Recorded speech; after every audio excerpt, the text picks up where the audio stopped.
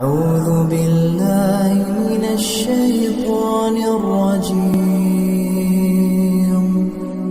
بسم الله الرحمن الرحيم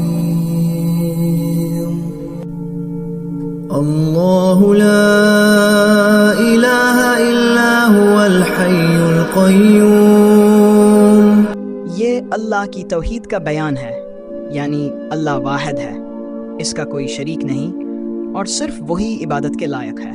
اس کا مطلب یہ ہے کہ تمام مخلوقات کے خالق، مالک اور معبود صرف اللہ تعالی ہیں۔ اللہ الحی ہمیشہ زندہ ہے، یعنی اس کی زندگی ہمیشہ سے ہے اور ہمیشہ رہے گی، وہ کبھی فنا نہیں ہوگا۔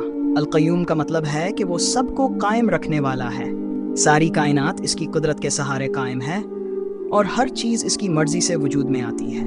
لا تأخذه سنة ولا نوم اللہ تعالیٰ کو نہ اونگ آتی ہے اور نہ نیند۔ نیند اور اونگ انسان کی کمزوریوں میں سے ہیں، جبکہ اللہ ہر کمزوری سے پاک ہے، اس لیے وہ ہر وقت اپنی مخلوقات کی حفاظت کرتا ہے اور کائنات کے نظام کو چلاتا ہے۔ له ما في السماوات وما في الأرض جو کچھ آسمانوں میں ہے اور جو کچھ زمین میں ہے، سب کچھ اللہ ہی کا ہے، وہی ان سب چیزوں کا مالک ہے اور اس کے اختیار کے بغیر کچھ بھی نہیں ہو سکتا۔ من ذا الذي يشفع عنده إلا بإذنه اللہ کے سامنے کوئی سفارش نہیں کر سکتا مگر اس کی اجازت سے۔ اس کا مطلب یہ ہے کہ قیامت کے دن بھی کوئی شخص کسی کی شفاعت اسی وقت کر سکے گا جب اللہ اس کی اجازت دے گا۔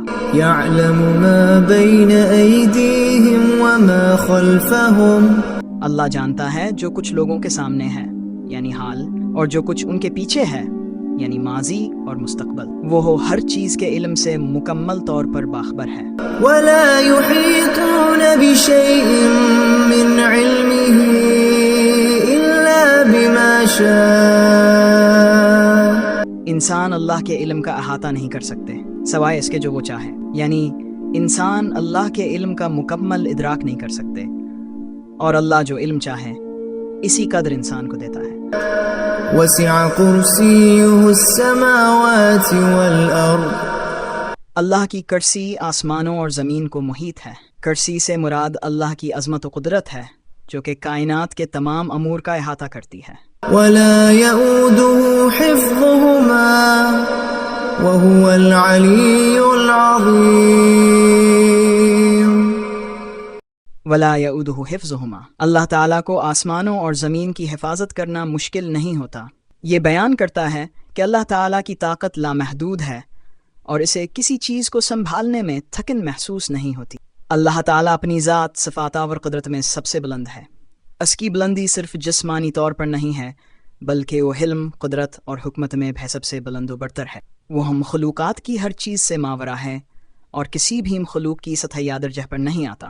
اس کی بلندی کا مفہوم یہ بھی ہے کہ وہ ہر قسم کی کمزوری اور خامی سے پاک ہے۔ عظیم، عظیم کا مطلب ہے بہت بڑا، عظمت والا اور شان و شوکت والا۔ اللہ کی عظمت کا کوئی انتہا نہیں اور اس کی کبریائی کا کوئی مقابلہ نہیں کر سکتا۔ وہ اپنی عظمت میں اتنا بڑا ہے کہ مخلوقات کی سوچ، خیال اور عقل اس کی شان کو سمجھنے سے قاصر ہیں۔